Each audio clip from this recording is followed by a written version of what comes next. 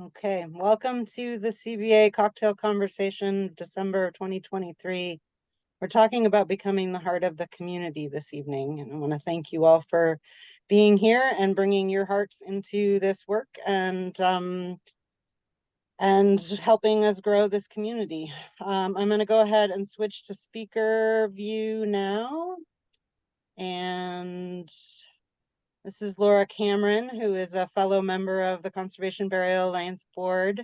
And also a guest, if you will, in the conversation that we're having this evening, which is talking to some cemetery operators and also folks who have gotten drawn in to the heart of this community. So, Laura, you want to go ahead and lead us onwards? Sure.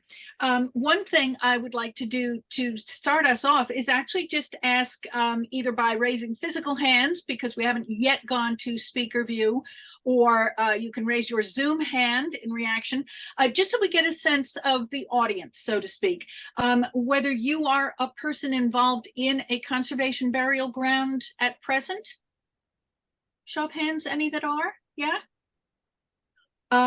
If you are involved in another aspect of death care or that community, okay, or folks who are just interested in learning more, and you come to this with without sort of a finger in the pie, so to speak.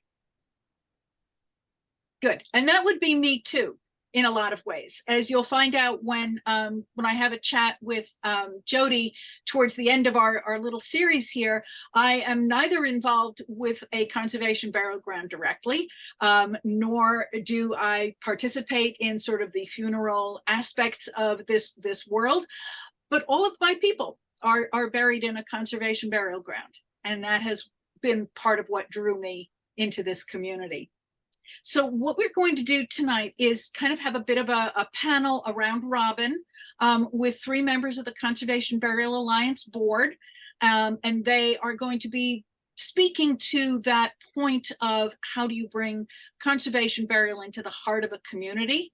If they have a guest with them, they might pose some questions back and forth and have that conversation. But what we're going to do is hold questions till the end. So each of our panelists will have about 10 minutes, and then we'll come to questions at the end. So stick them in the chat, and you can direct them to the group, or you can direct them to me or Jodie, depending entirely on how you want to participate. I'm going to introduce our Conservation Burial Alliance panelists this evening, and they can also just wave or stick a Zoom hand up. Jodie, you met, she welcomed you in. She is with White Eagle Memorial Preserve. Freddie Johnson at Prairie Creek, there he is, and Hannah Mann at Foxfield Preserve. Lovely, thank you very much. Freddie, I'm going to jump in with you first, because I feel we had, some conversations already, and I have an interesting idea about where you might want to start our conversation. Lovely. If you would start first by telling me a little bit about yourself, your cemetery, your location, just so people get a sense of who you are and what part in this world you play. Okay, so I first got involved totally, as my friend Jane Roy has said, sort of as a calling, not knowing. I was innocent. I had no plans at all of doing anything like this, but it was around 2006 or so. And I somehow got involved with end of life, what I would say in Colorado. There's a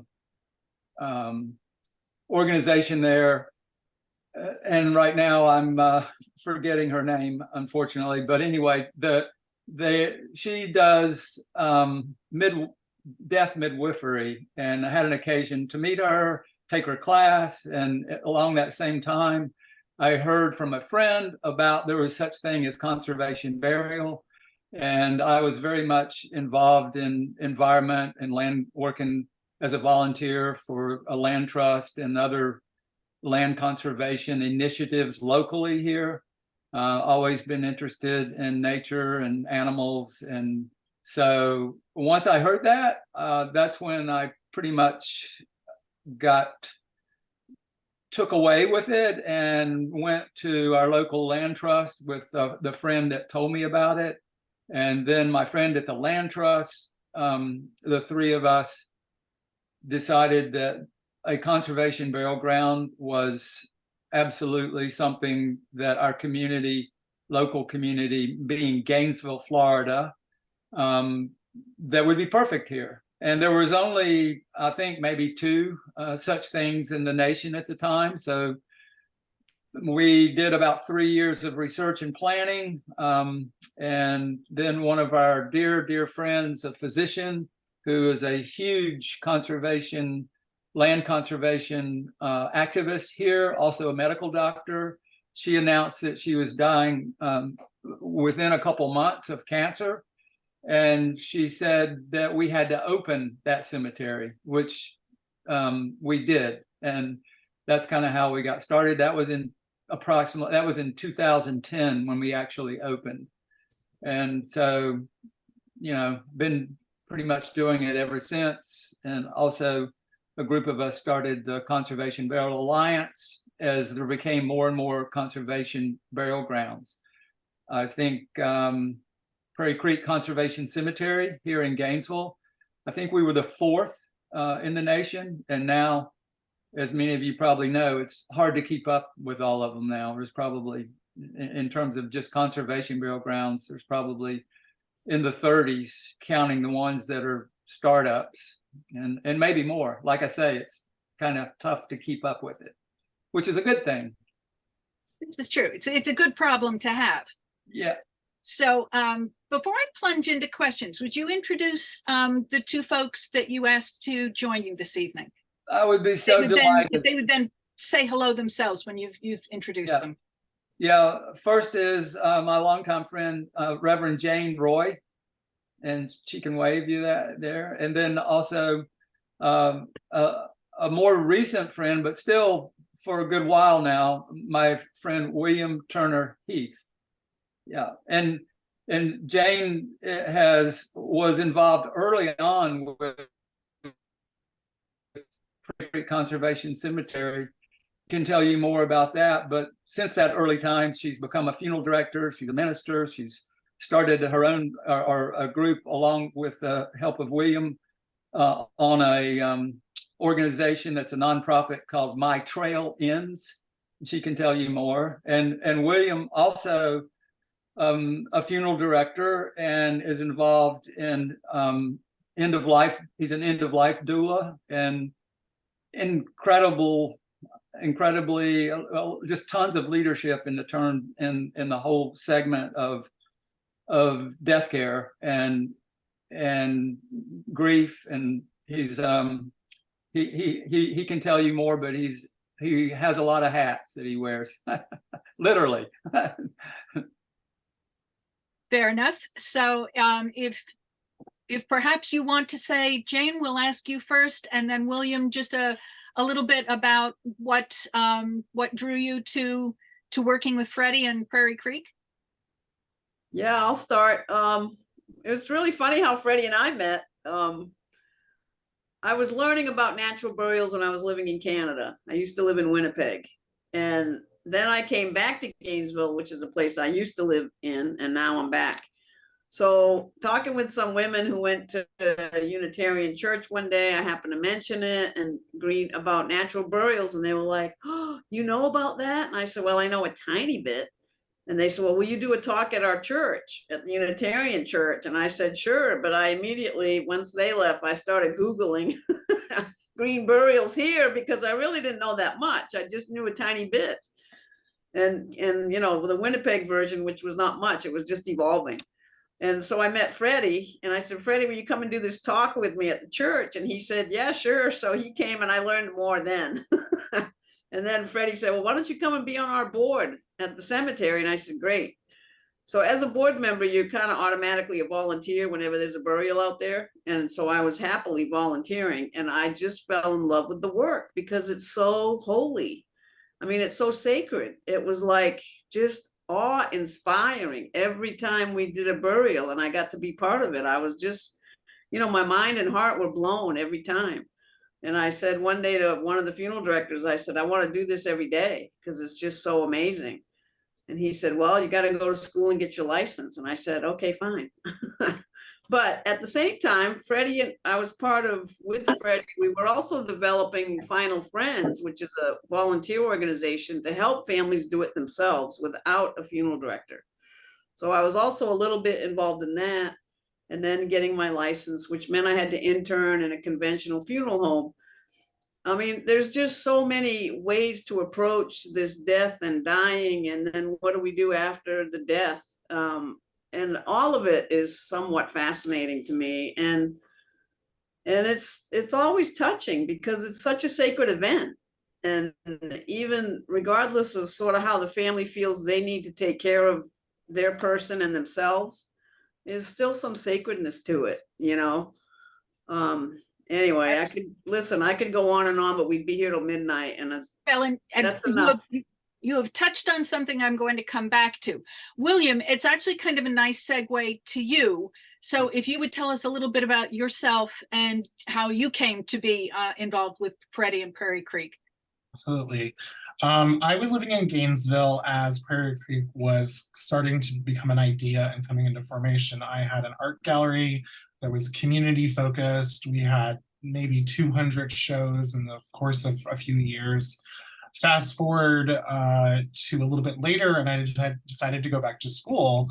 I had heard about Prairie Creek and about conservation burial.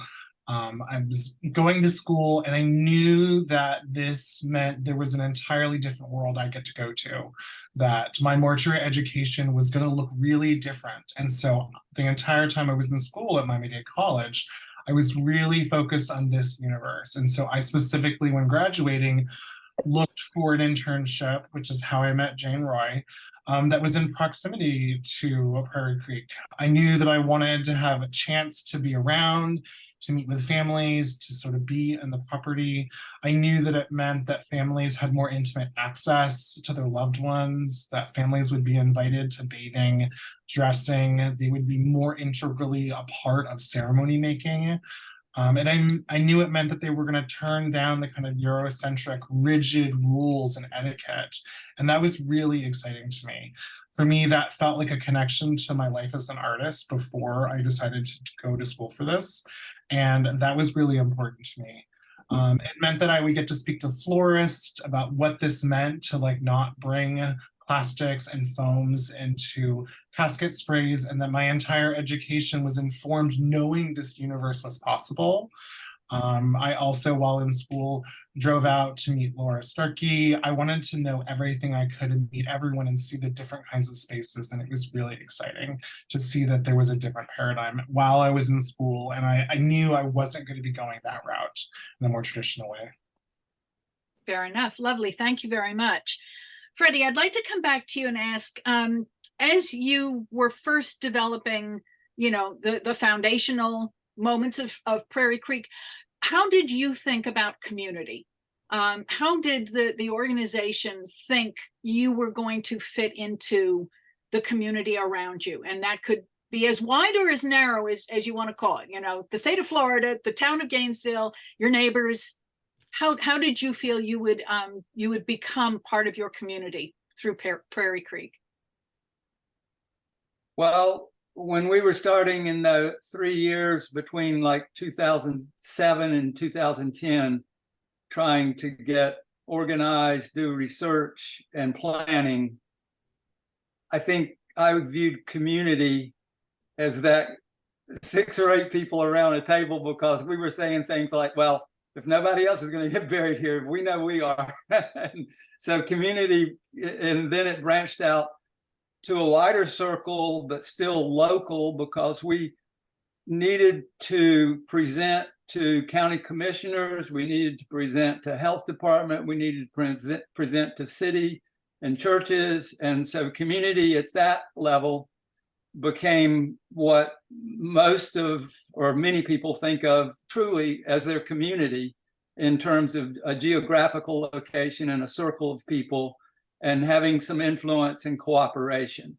So, and then if you segue up to around 2015, that circle that I would consider community had become the state of Florida with some other states intermingled in there until finally, a few years ago, what I realized was community in this sense is anything that you are connected with, anything that a conservation burial ground is connected with, which actually includes pretty much anything and everything, or it could potentially, but it certainly includes people. It includes living beings and trees and animals. It includes, you can't geographically define it because you've got a sandhill crane that lives in the conservation burial ground, but then it flies somewhere else for a few months and comes back. It's still a part of our community. And we have people that are buried there from New York to Connecticut, Boston, all over Florida.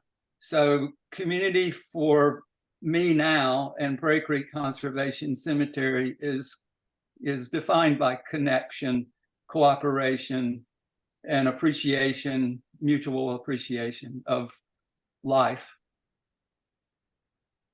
Jane, if I come back to you, does that resonate with sort of how you developed your relationship with Prairie Creek, or what would you like to add that you view as community that is part of your setting? Yeah, it's beautiful. The community built around Prairie Creek, it's big now and wonderful. I mean, they're my favorite people for sure. And you know, I started a nonprofit called My Trail Ends. As a minister, I'm a 501c3 person, and the whole bottom line and premise of that is to build community around this issue of most of us being on the goodbye road. You know, we're all past the age of 50, and you know, it's a kind of a downhill slope, but we don't have to walk that road alone, even if you live alone and your people have died or whatever. So we can build community with each other.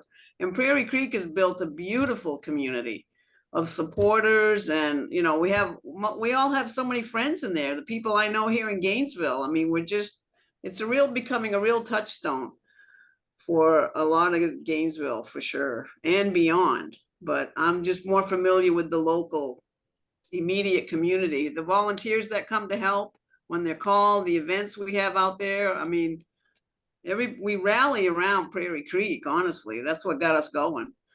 So it's beautiful and it's wonderful because we don't need to do this alone this time of life, you know.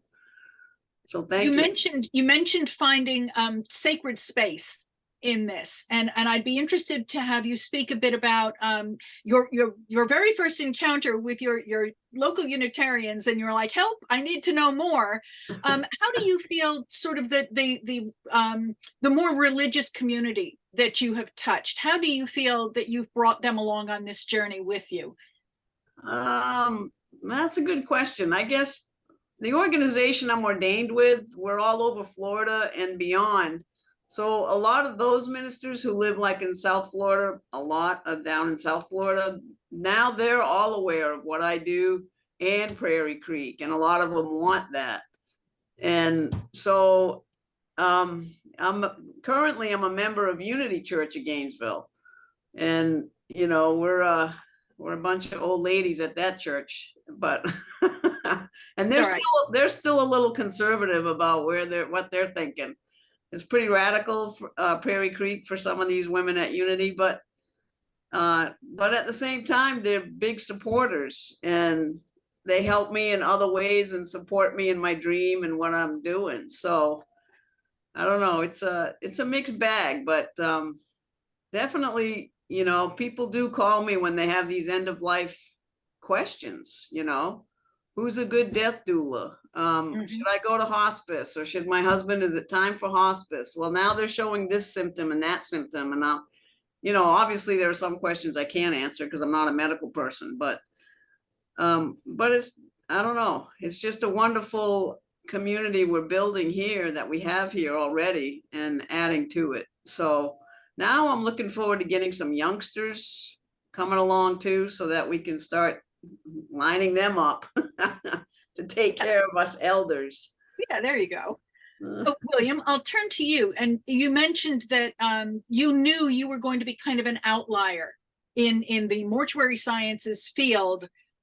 This is not typical. This is not normal. How do you feel that you're reaching out through the people that you became acquainted with there? How do you feel that they are reacting to you being part of this rather outlier community? And do you feel you've brought any of them a little bit along on the journey with you?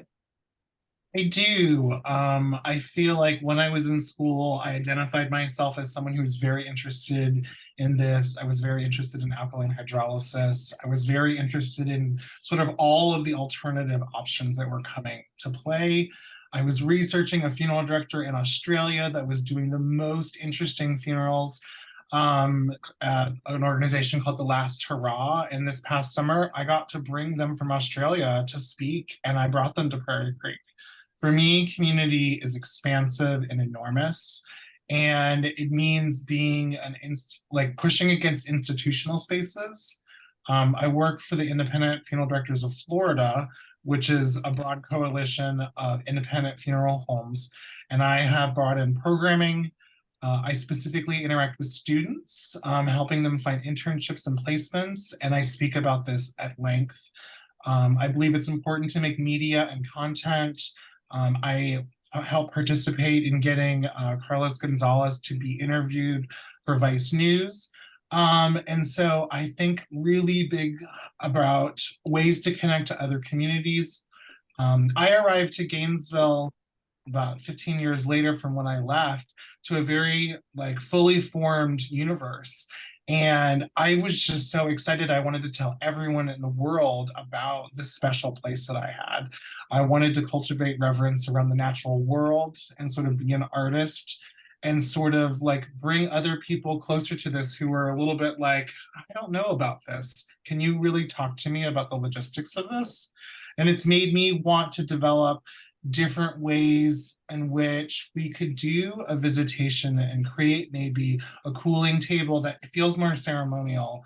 I feel like a lot of people who have to work with a funeral home that only sometimes does natural burial doesn't always bring the level of ceremony and showmanship up. And I care deeply about doing that, making it beautiful, making it seductive, making it attractive to consumers, so that more and more people will do this and will opt in for this. And so I just think so highly of it. I feel so fortunate to be in a place that I get to do this and work with this.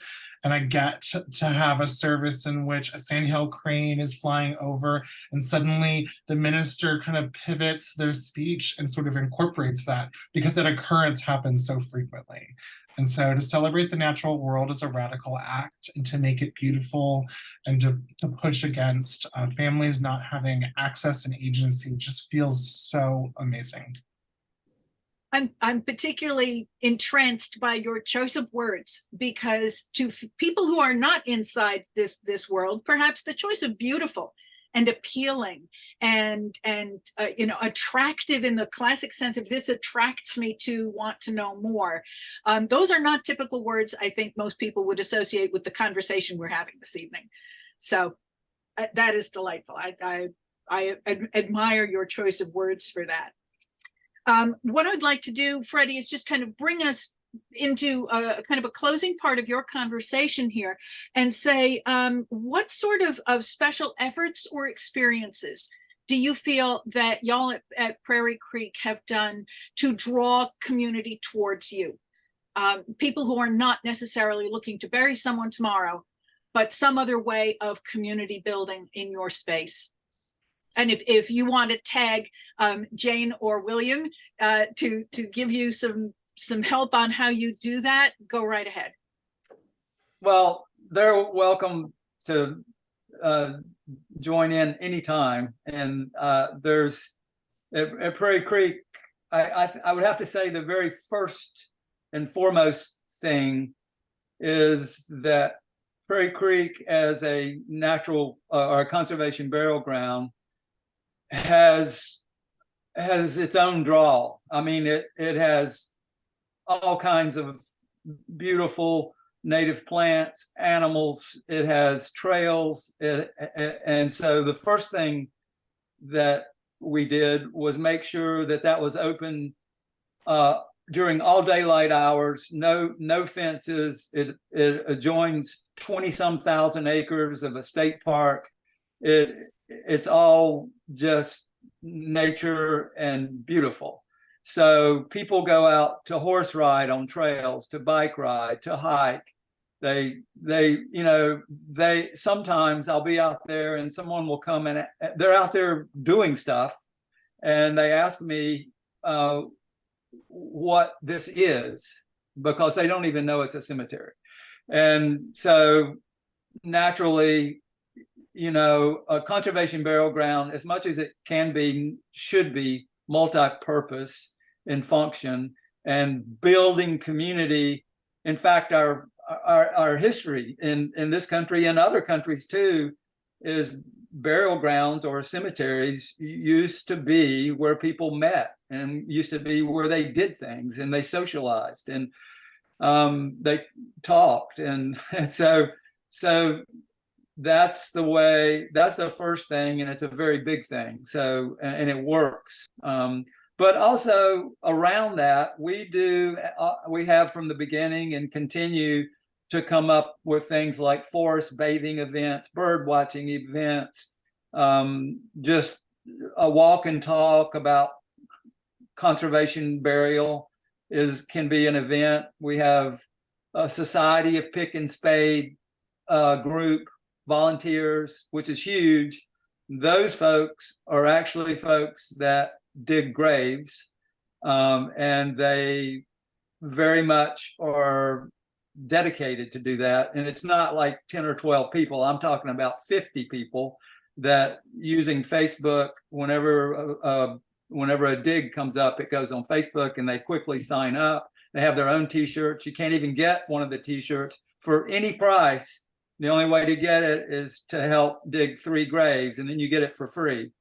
And it's a pretty special shirt too. It has about 5 colors. It looks like the Grateful Dead designed it.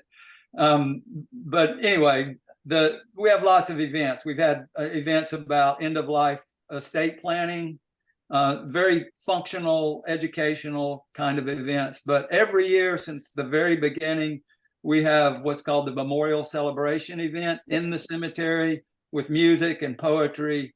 And it's very much for the family, friends, and animals that are, intimately involved with Prairie Creek. But it's also open to anyone show up. And we just had that, which was, we had hand pans, we had flutes, we had all kinds of music and poetry.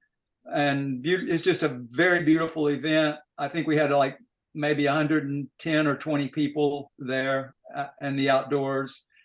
And it's just beautiful. Afterwards, people might go visit grave sites. They might take a hike. They might ride their bike. But that's just the nature of the way from the very beginning that Prairie Creek Conservation Cemetery has evolved.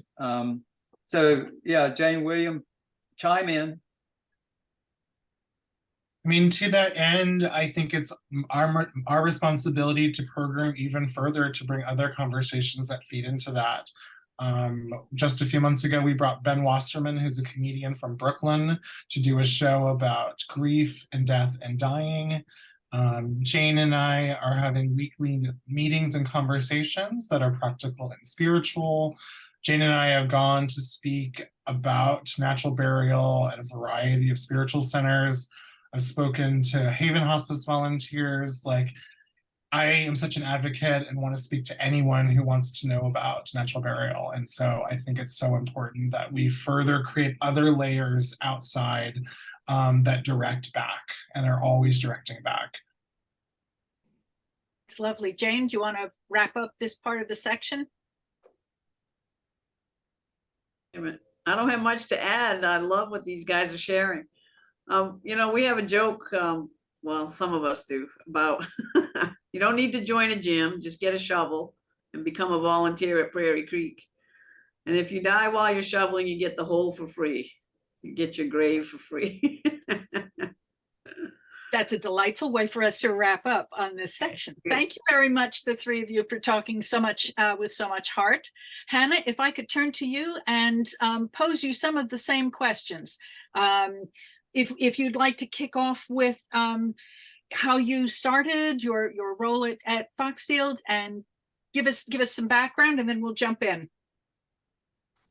Sure, I'm happy to. So I'm Hannah Mann. I work at Foxfield Preserve, which is in Northeast Ohio. We were the first conservation burial ground in the state, and we are now home to 2 conservation burial grounds, one in Northeast Ohio, the one that I operate, and the one towards Middle Ohio. It's outside of Columbus, and that would be Kokosing Nature Preserve. I have been with Foxfield for a little over 2 years now. And I originally got into this field partially due to my background in medical ethics. So I have a master's degree in medical ethics. And for those of you who don't know, primarily you can think of medical ethics as revolving around many different issues in healthcare or healthcare research. My primary focus was on death and dying and initiating those conversations with patients in the hospitals so that we got earlier engagement into hospice centers. So I've always been innately interested in how we choose to care for our sick, how we choose to approach the conversation of dying, and then how we reflect our values in our end-of-life decisions. Including that just so happens to be the biggest question of our final disposition. How do we want to carry through on that story we've been creating our whole life, the values that we've represented? And this is an option that many people don't know about. And so I was very much drawn to making sure that people were aware of all of the options that they could have for their body, including a natural burial.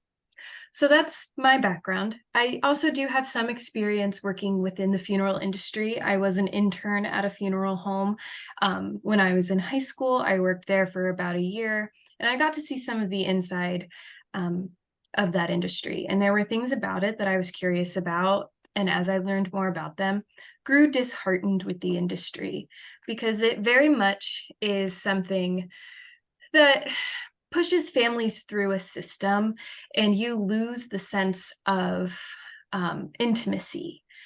And that is something that conservation burial can do for families. The natural burial itself is unique and different and is often reflective of what that person wanted, a simple, affordable burial, keeping in mind that they would give back to nature, but also in that it would really, have a legacy beyond them. So that's a little bit how I got into this. For Foxfield itself, it was opened about 15 years ago, back in 2008, by the Wilderness Center. And for those of you who are not familiar with the Wilderness Center, they've been in the business for about 60 years now, and they're a land trust. And so when they created the model, they very much wanted a way to integrate Foxfield as a financial support to the Wilderness Center. And I see that many of our guests here today are representatives of different land trusts, or at least you have a relationship with a land trust. And I have to say that is by and far the smartest thing the Wilderness Center has done. It has built so many connections within the community. Different nonprofits are now integrated with the Wilderness Center. We have a great donor base simply because we also have the Foxfield families that we can rely upon. They have a deep connection with not only Foxfield, but the different programs that the Wilderness Center will offer to them. It's expanded their membership reach, so they are not restricted to just the immediate area surrounding the Wilderness Center. They now get families from all over the state, sometimes out of the state. And Foxfield is able to fund not only the operations on site, so that is a 43 acres that they do not need to figure out how to fund the management of, but it also produces enough revenue and donations that it cares for all of the 18,000 acres that they have. So over the last 15 years, the preserve has generated just under $2 million, and half of that goes to the Wilderness Center's operating budget.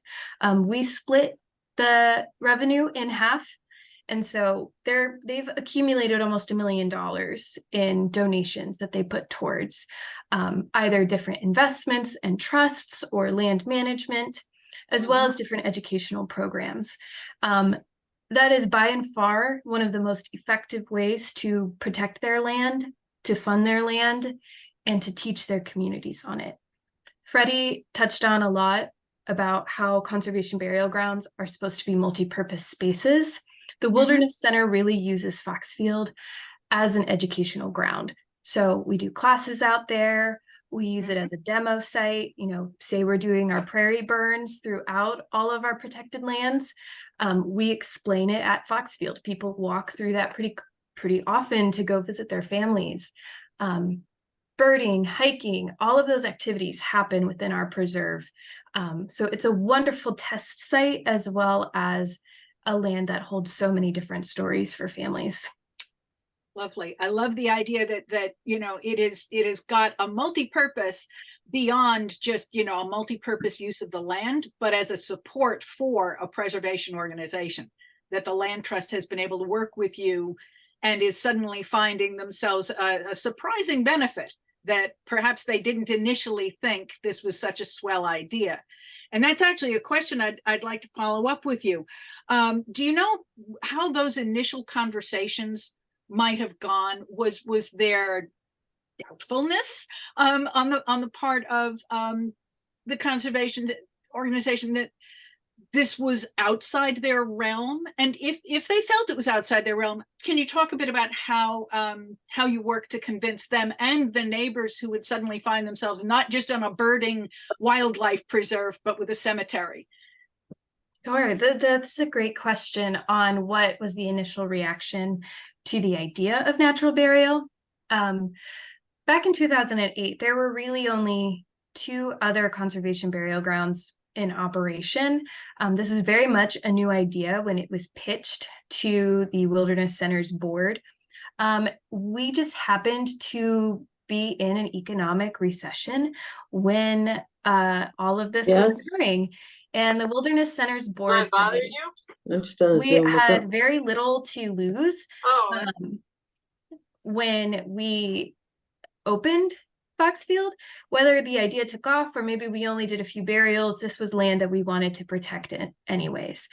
And they never really anticipated that it would bring in much income, especially not to the degree that it has over the years and the rise of popularity that the natural burial movement is experiencing right now. But I will say they have definitely seen the economic benefit. They're investing more into it. They want to open another sect of land to develop into this. But initially it was met with a lot of hesitancy. The proof is in the pudding now. We have over, I think a dozen conservation burial grounds successfully operating, taking in a large population. And just the conversations that are happening in popular news media, in our own social circles, that they feel very confident in that this is a successful idea. So if I were a new land trust exploring this idea, I would feel confident in its success. Back in 2008, they were not as sure. It was very much one of those things like, what's the worst that can happen? In terms of reception in the neighborhood, it was met with very little resistance. We are lucky that for most land trusts, but especially at the Wilderness Center, the locations that you choose are not very population dense.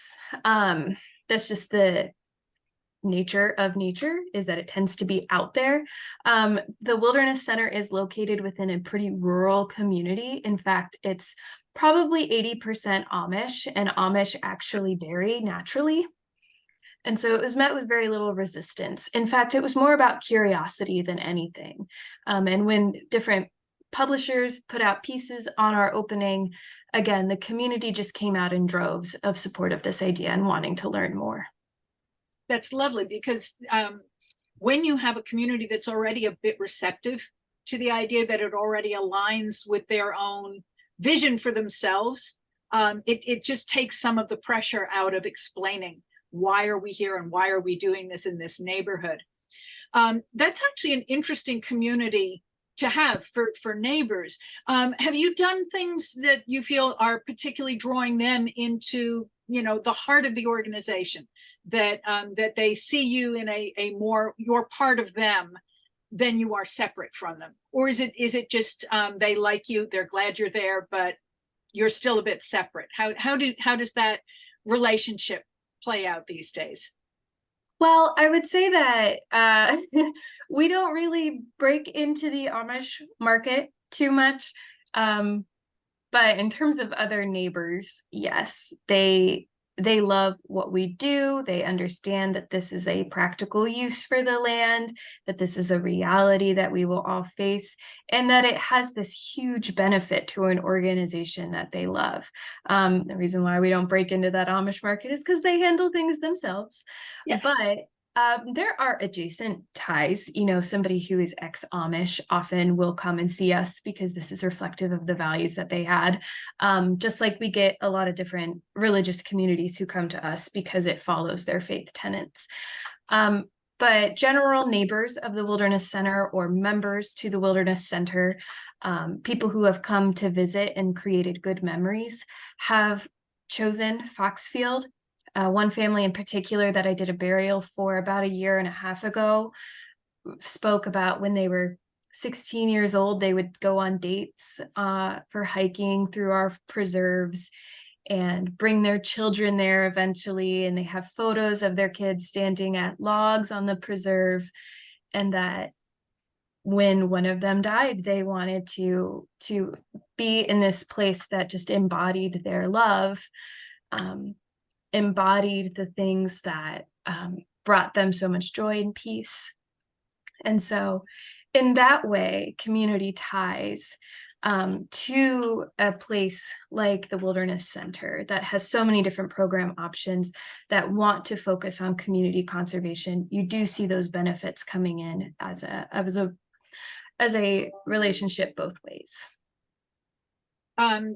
So obviously, Amish have their own religious connotations and so on. How has your faith community generally received your presence in the neighborhood? And do you find, as Freddie was describing, that you find a religious community that is interested in pursuing this? You mentioned that you have some other faith groups that have sought you out.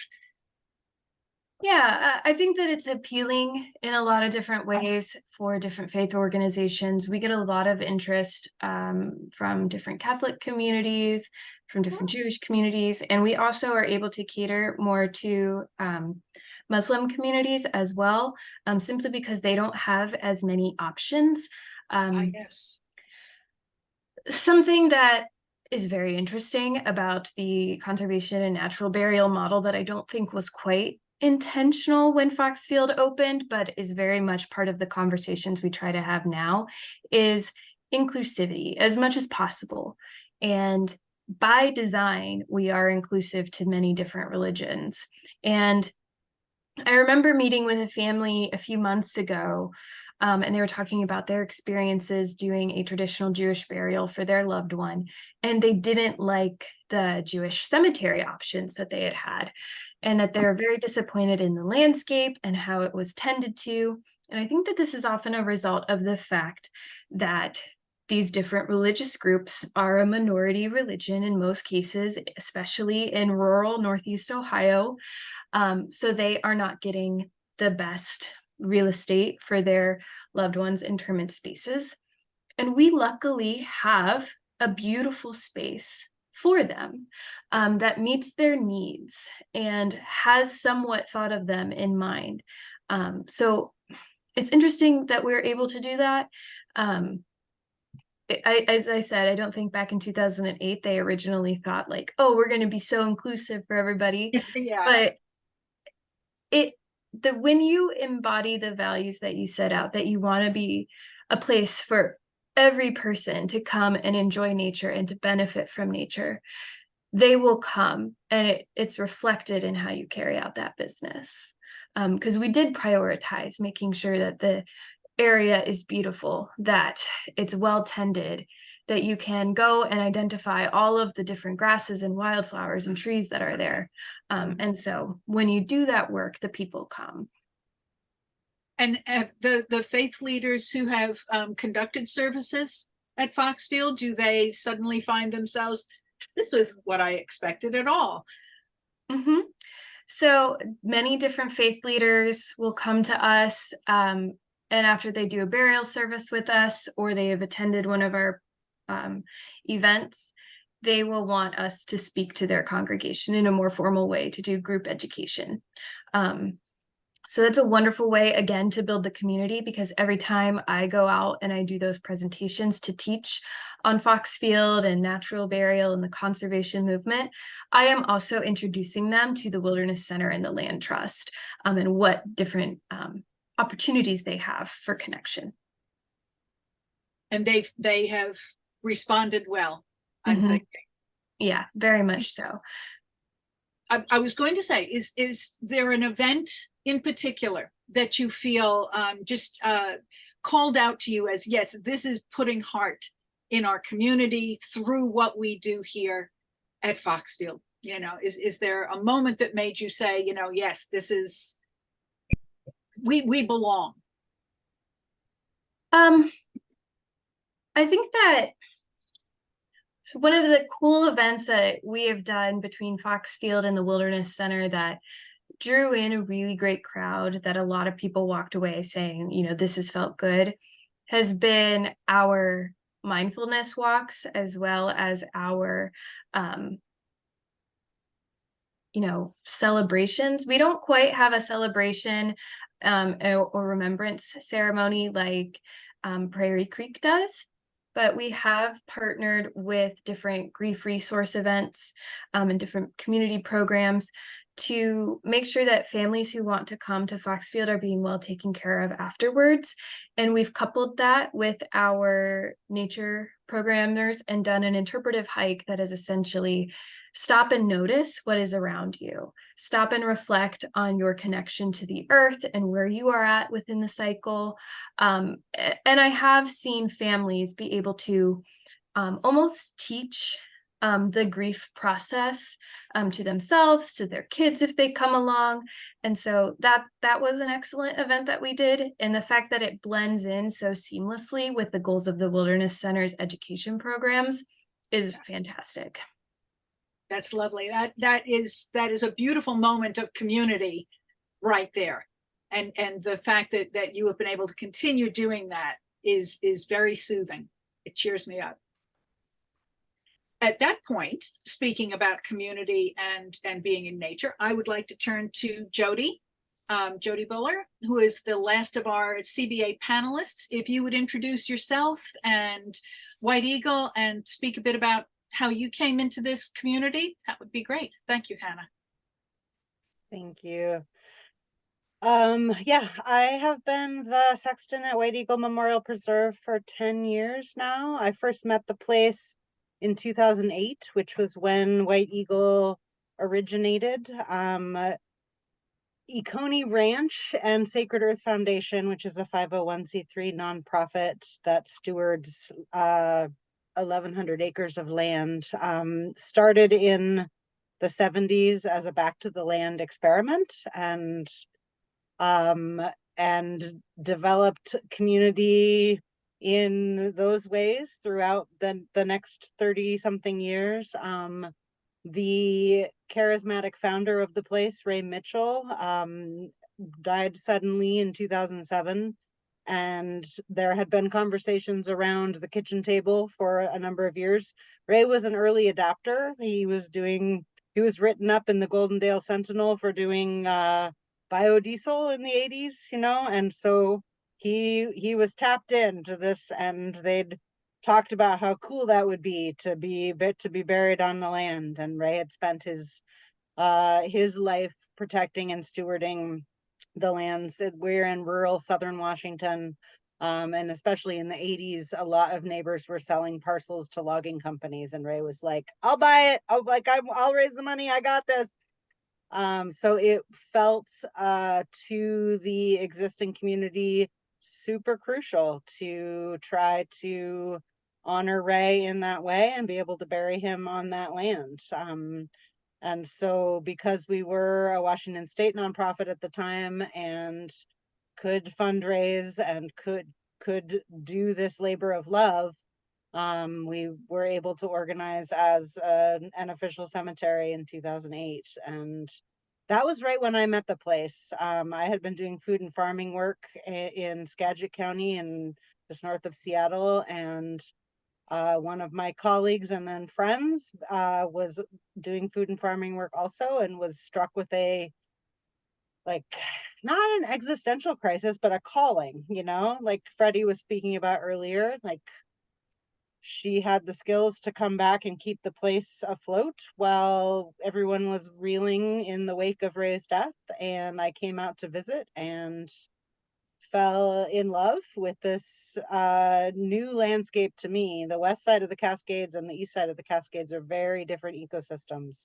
And I was fascinated and compelled and came back for work parties, and through my own trajectory was looking at how I might become more involved in end of life care. And when I was an elder, and then I got a random email from Shoni saying, do you have any interest in applying for a cemetery job? And I said yes. And so that's the very short version of how I got involved. And like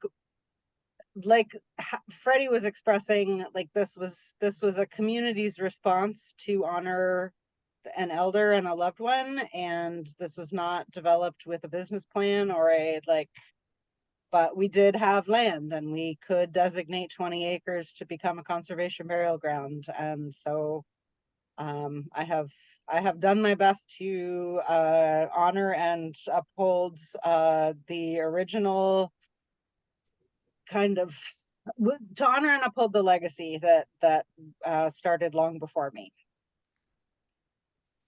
That's an interesting sort of a segue, because it lets me ask you about what you think Ray and the other people who drew together to make a cemetery inside a summer horse camp for youth. I know. What made them think that, the little community they had around the kitchen table could become a community that it far exceeds itty bitty tiny Goldendale? And I'm allowed to call it there because I've been there, and there's now down to like 2 restaurants and a Dairy Queen. So how did the kitchen table become a bigger community, do you think? One of Ray's first forays on that land was White Eagle Vision Expeditions, and he would lead overland horseback trips for people. And I think calling him a visionary is not a stretch. I think he was not bound by the confines of what a rural conservative town like Goldendale might consider to be possible. And he was able to be enough of the heart of a community himself that people were drawn to that vision. And that I think that thread continues in the work that Sacred Earth Foundation is doing. And we are still running summer camps. Oconee Ranch summer camps are still going. A whole crew of grown-up summer campers and summer camp staffers came back to keep this thing going. And there's definitely been some, back to the question you've been asking about, like, were there tensions? Were there difficult conversations? Like, I think we meaning Oconee and Sacred Earth Foundation have been the outliers, kind of those people out there doing this thing for 50 years now.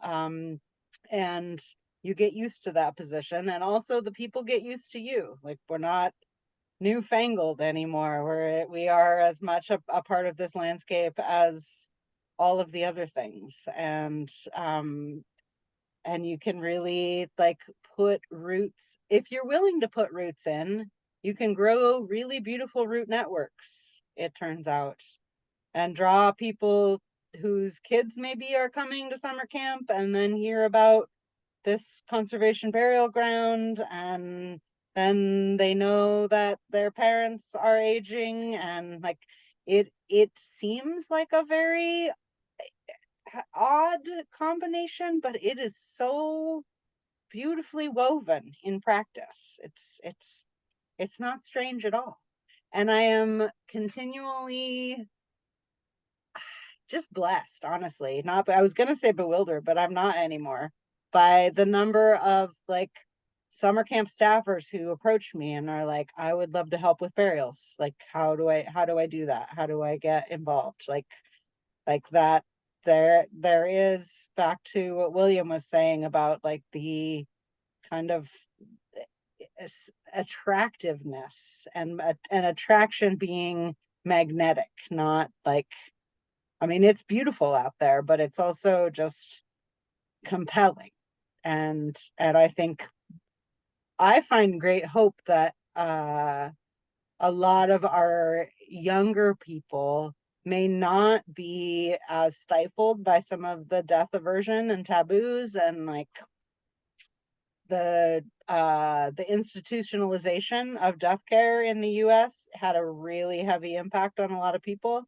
And I think we're offering opportunities for people to engage differently, and that's really attractive. And so we started an internship program a few years ago, and people are finding me from all across the country. Some of them are here with us today, to learn more about what this work is and how they might bring that back into their communities. And yeah, that part's pretty cool. I can speak, from my own experience, since I'm going to be like officially interviewing Jodie and interviewing myself. I came to White Eagle myself the first time for seeking a burial place for my mother, who had had a stroke, and we thought the end is nigh. And, my mother never met a conservation charity or an animal charity she didn't want to give money to. So it was a perfect fit for her. So I came out over a Memorial Day weekend, and I wasn't able to come for like the events that go on, which I'm going to ask Jodie to talk about in a little minute. But I was there the day after, and as it happened, the kids had made little sculptures, little stone sculptures and wood and pine cone and whatever, all along sort of the main wagon track that runs through the heart of the cemetery area. And it really struck me that this had a life that was very different from, my go-to villain is Forest Lawn, and regimented gravestones and trimmed grass and plastic flowers and all that. And all of a sudden there were plainly the hands of children working away, making these little crafty sculptures all along the path there. And when I came back, having already had all of my family now interred at White Eagle, again on a Memorial Day, I did come for one of the events days, and there were indeed people who were horse camp parents who said, I've hung around here several years because my kid adores your horses, and I've become a volunteer in the vegetable patch, or I've become a volunteer mom helping stir the stew or whatever needs doing, and now I'm kind of thinking I want to know more. And it was very moving to me to see, people who had come to this, and quite possibly, I mean, I don't actually have children, I have cats, but I might have looked a little askance if somebody had said, this horse camp that you're sending your kid to for a week or two on horseback happens to have a natural burial ground smack in the middle of it. I might have paused. I might have consulted my inner spirit about that. now I have seen it both from the summer camper side and the cemetery side. They actually fit together exceptionally well. So to that end, Jodie, would you talk a little bit about the 2 or 3 major events that you have that are not necessarily meant to be adjacent to the horse camp because they're outside of horse camp season, but that how you are bringing community into White Eagle from Sacred Earth Foundation and Oconee Ranch's perimeters? Sure. Yeah, we have hosted Memorial Day weekend since before I arrived. And it used to be framed as an open house and camp out. And so I have spent a number of years camping out, either cemetery or cemetery adjacent. And we stopped that during the pandemic, but there is still a deep need, I think, for that. And that's just a very open day to ask questions and to be on the land and to geek out about wildflowers because they are incredible, and to kind of soften the entry into our relationship with death and dying, I would say. And some years have been 35 people and a lot of people who are interested in getting a site for themselves, and this seems like a good time. And I'm remembering last year was 5 or 6 women who had all buried their partners at White Eagle, pulling bitter brush and connecting around this very hard, strange thing that you have in common. And it was so beautiful. We host a Remembrance Day event in November also, which has sometimes been a work party in the morning. We have a fire out by the parking lot and a little bit of a ceremony where we just are naming the names of the people we've buried, the names of the people that we are who are with us on that day, and then some opportunity for quiet time on the land.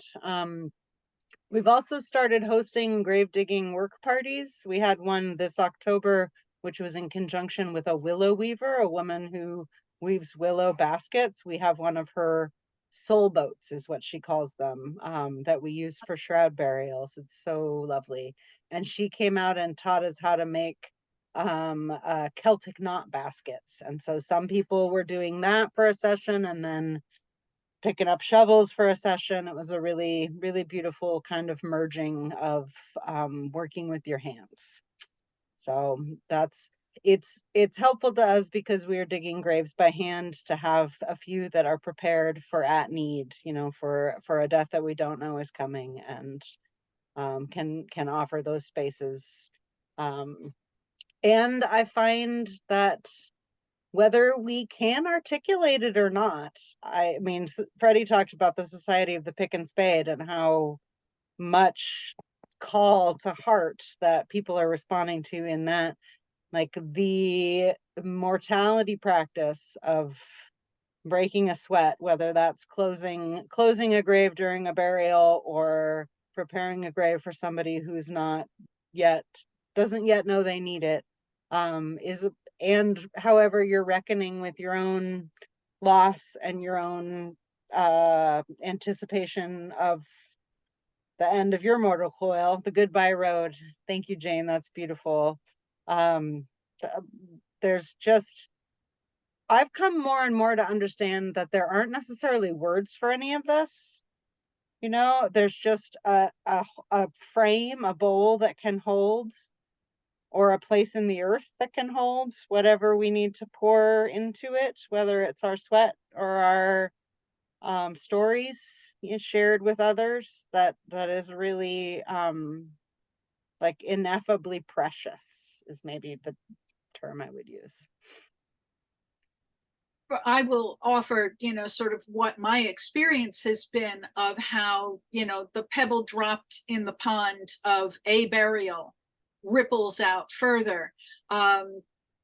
We have had friends come from across the country for my husband, who actually predeceased my mother, who hung on for another 3 years, but also for her burial, which was my my father and Aunt Helen's ashes. It was a family funeral.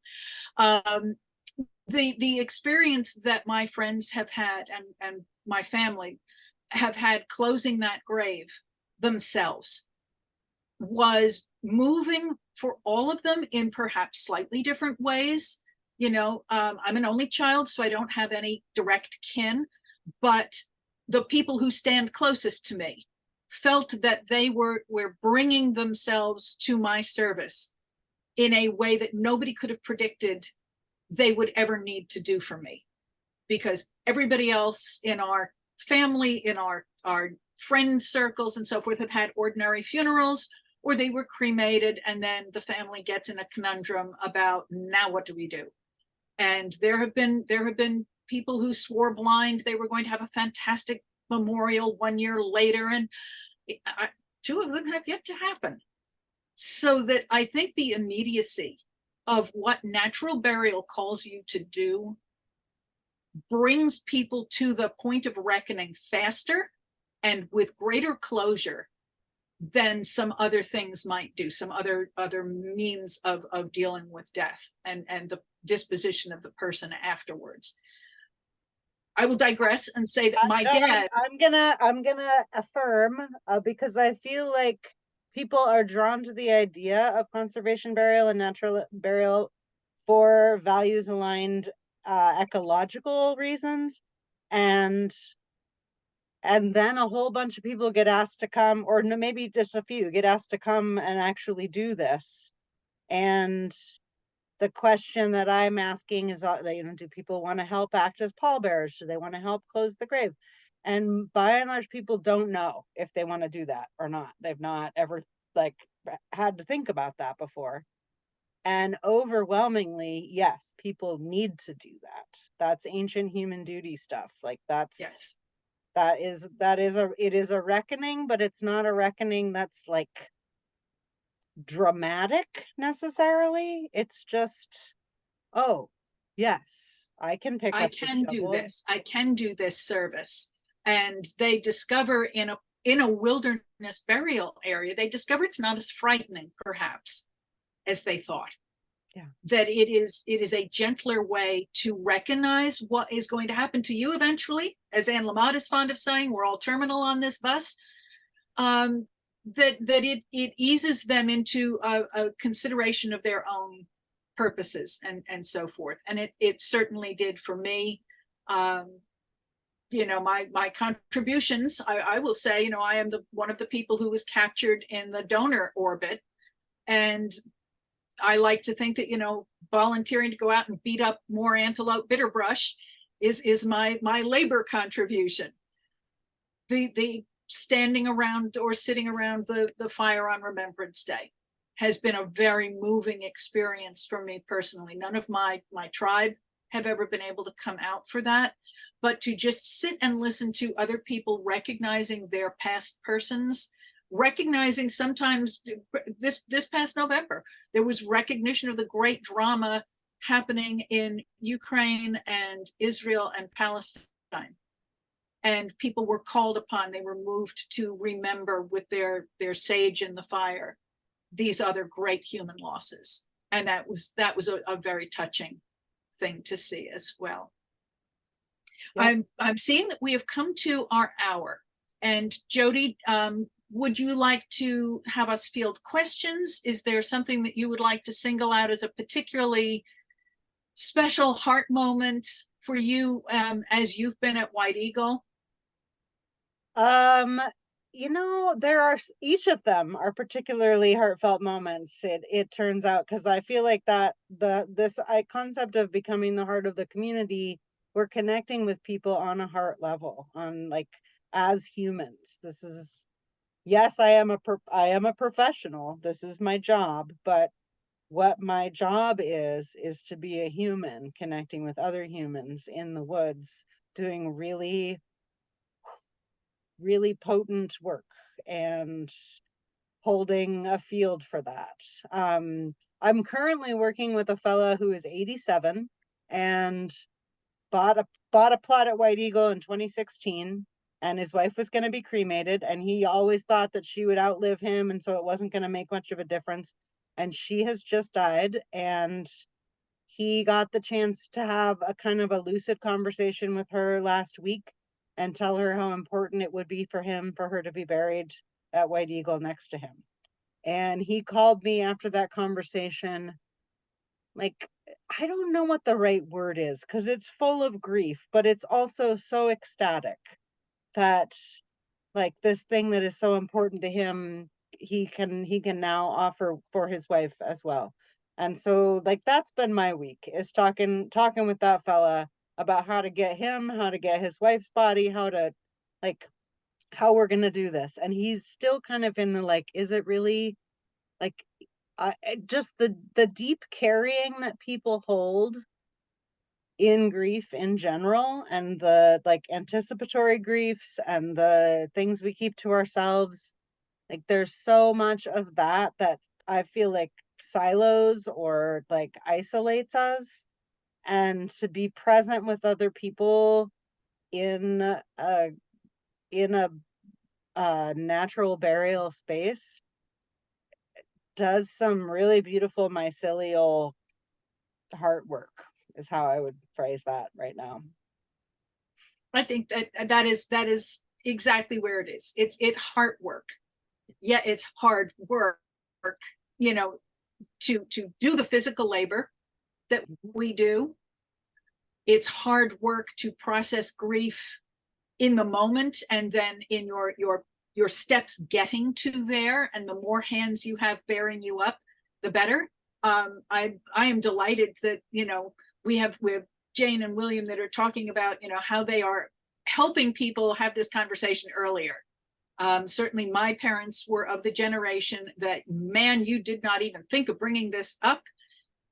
Cut the conversation off the instant you opened your mouth about it. And Tim went so suddenly, we never really had a chance to have that conversation. But I have felt through my experiences at White Eagle that I made absolutely the right choice, that I've made the right choice for myself. I just have to talk to you, Jodie. Can we, like, reroute the path a little bit so that we force people to go around me and Tim? We gotta figure that out, Laura. Yeah, we gotta figure that out. But to have this connection with a community I never in a million years thought I would have is a testimony to how this work that Conservation Burial does is I am without words. My heart is full. that right there. To that end, folks who are still on the call, rather than scroll back through, I see, you know, there's quite a bit of chat. Do folks just want to put a hand up and ask a question live of any of our panelists, any of our folks here, or just generally contribute to the conversation? You can also just sigh deeply. That's okay too.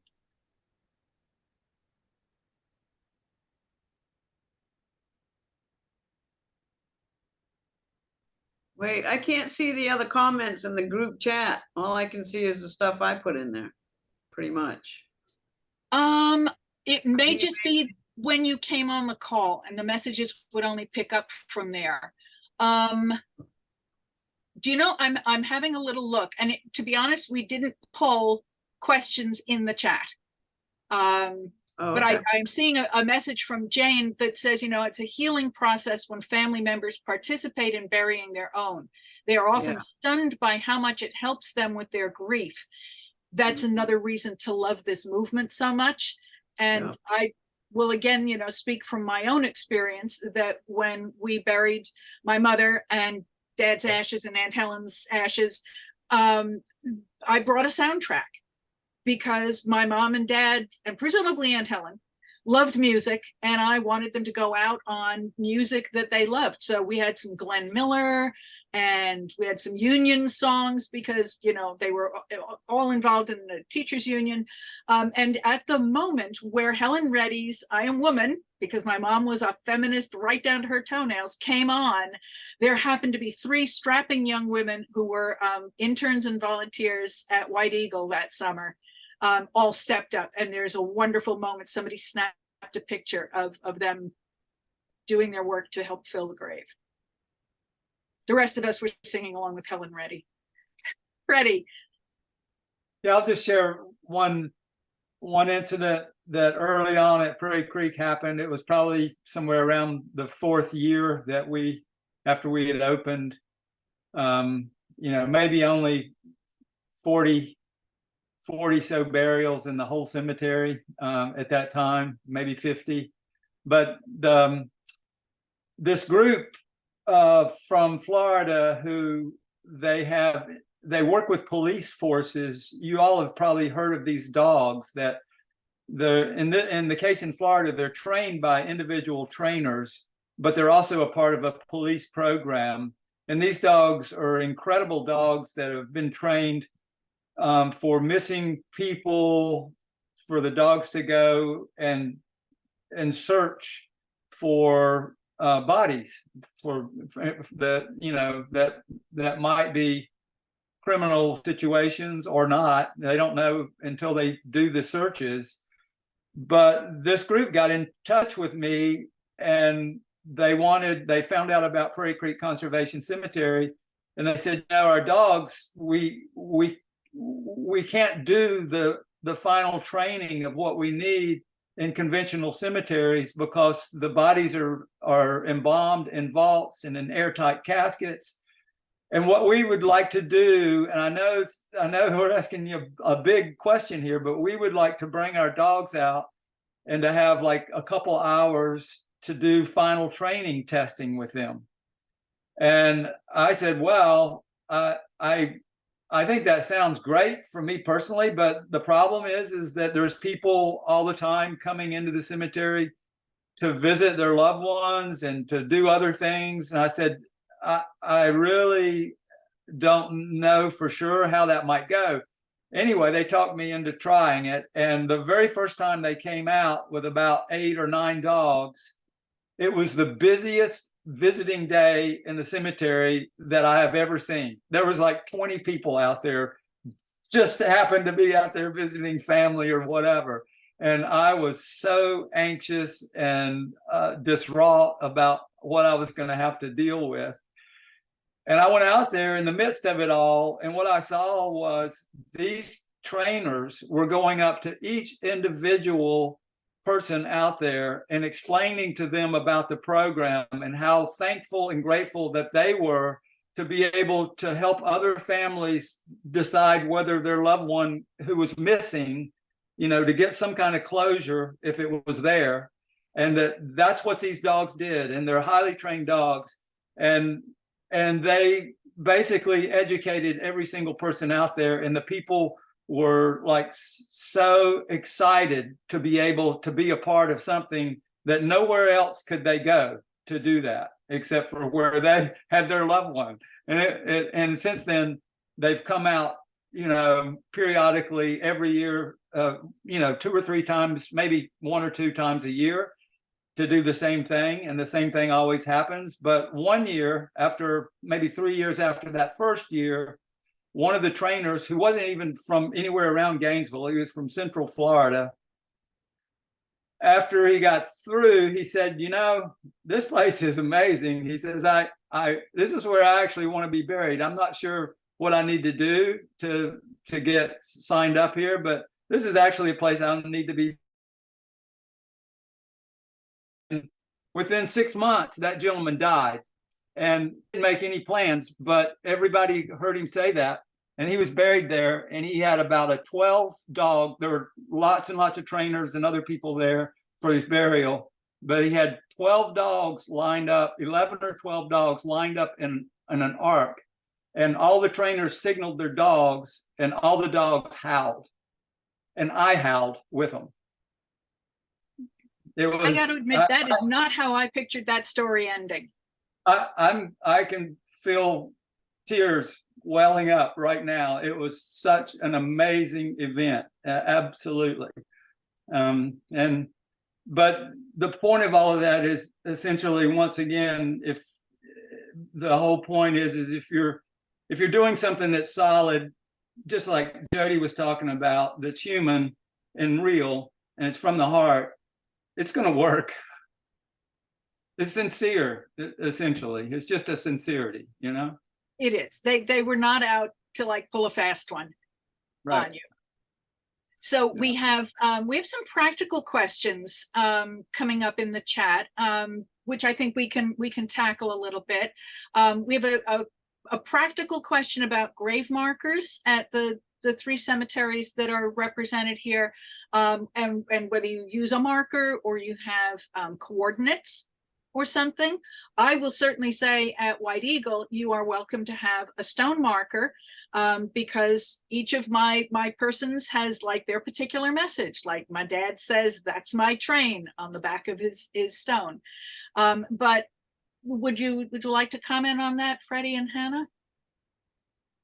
Well, because we're in Florida, Prairie Creek Conservation Cemetery, we essentially we're kind of a rock free state, unless you're like a rock and roll band. But the what we have for everybody is free is a brass marker that we hand stamp. It's 2 inches in diameter, and it's anchored by a piece of rebar.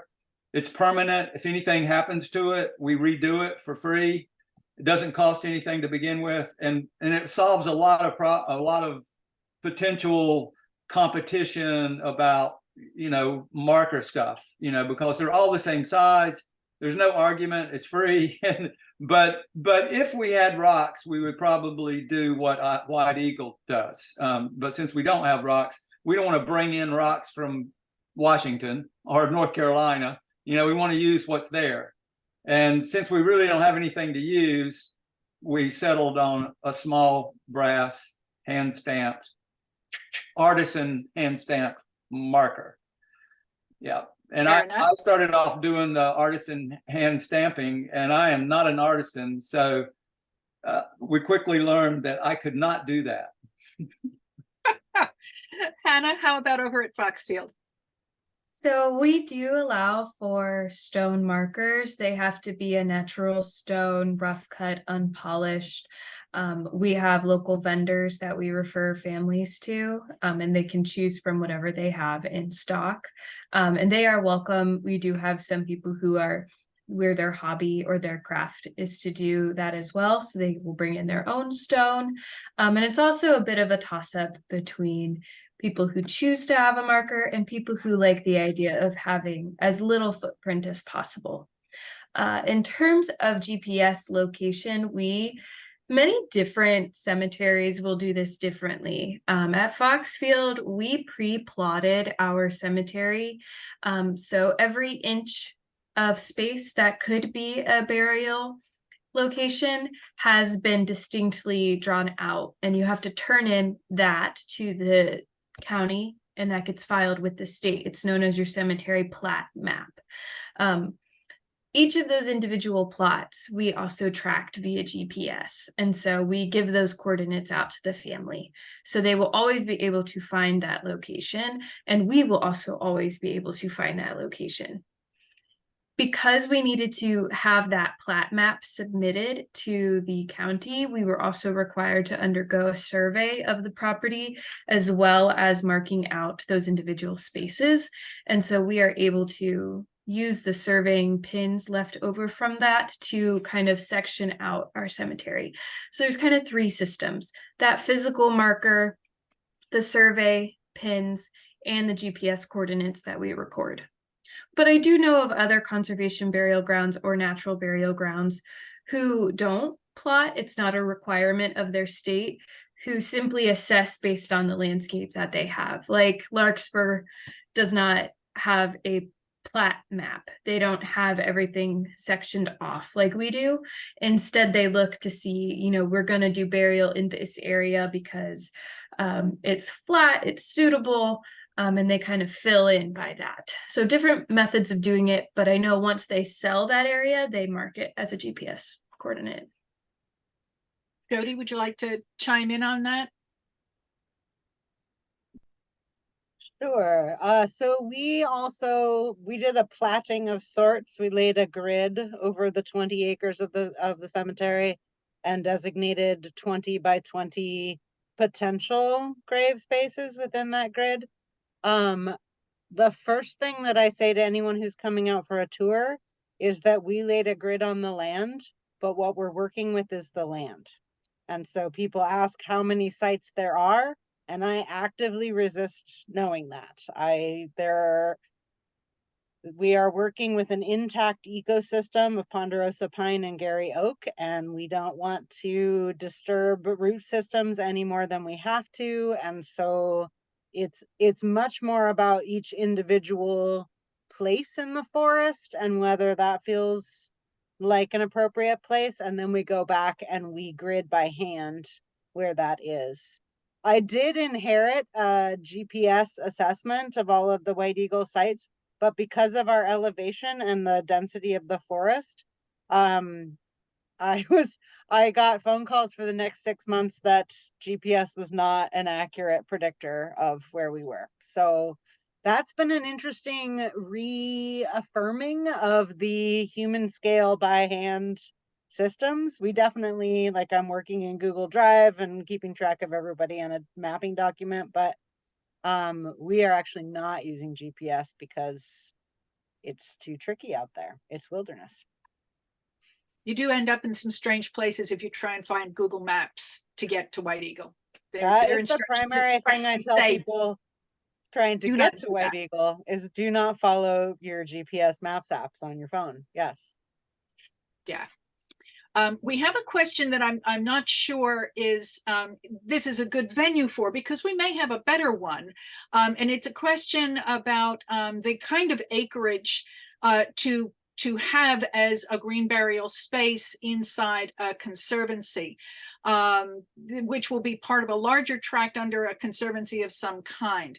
And I wonder if that's a kind of a question we would have in a different venue than this. Hannah, is this something that might come to like the startups Actually, honestly, conversation? Laura, I think this would be a really good question for our Startup Connections group, which is meeting next Wednesday. And if you go to the events page on the conservationburialalliance.org website, there's a way to click on to get me, and I'm happy to send the link to that meeting. That feels like a really good place to explore with folks who are also in it what the requirements are. To continue to kind of plug some of the other programs that the Conservation Burial Alliance does, we do have a Startup Connection meeting. You do not need to be a member to attend those meetings. They're great if you're just exploring the option for your property or for your land trust. You're in those beginning phases where you don't have the money to put towards, membership to this group yet. But if you have the income to put towards membership to this group as an organization trying to establish your conservation burial ground, you're actively working to open. We do have an operators connection as well that is reserved for members only who are operating a natural or conservation burial ground, to find feedback among peers. So those are two great communities available within the CBA. And then of course we do other educational webinars and programming. So thank you all for coming to this. Thank you, Hannah. Yeah, and just as a highlight, Andra from Casper Creek Natural Cemetery and I are currently in the brainstorming phases to create a sort of a case study of how a land trust and conservation burial ground work together. We're looking to do that offering in February. So we will keep you posted via the mailing list primarily. But I'm really excited about that kind of more nuts and bolts offering coming up soon. We're very excited also. Thank you, Jodie. Thanks, Andra. And we were very happy, in fact, as the Conservation Burial Alliance, to have gone to Land Trust Alliance's rally in Portland. And it was a lively experience talking to people who ankled past our booth, on their way to their important session. And they were like, does that sign say what I think it says? What are you people actually doing here? So it was an enchanting opportunity to talk to people who had no idea they were about to talk about natural burial.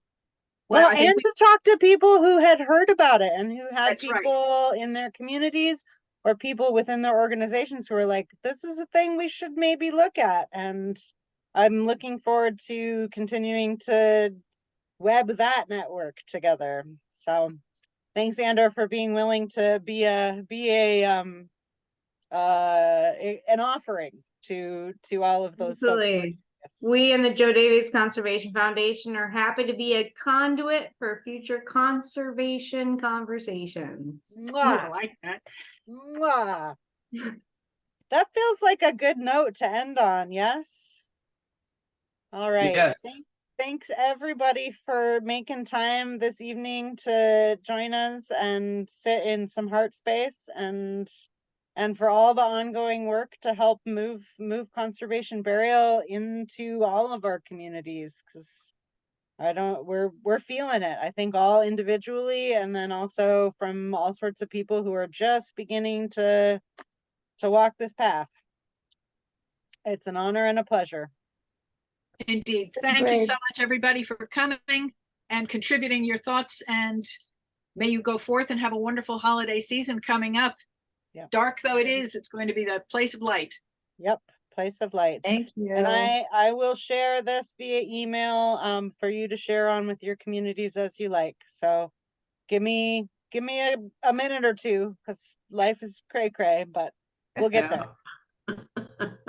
It's Good night, wonderful. all. I'll say thanks again to Hannah and Freddie and Jodie for being our panelists, for William and for Jane for coming along and being interviewees. It's been a fun evening. Thank you. Thank you. It has been. Thank you very much, everybody. Thank Good you. night. Good night. Night. Coco, did you ever live in Gainesville?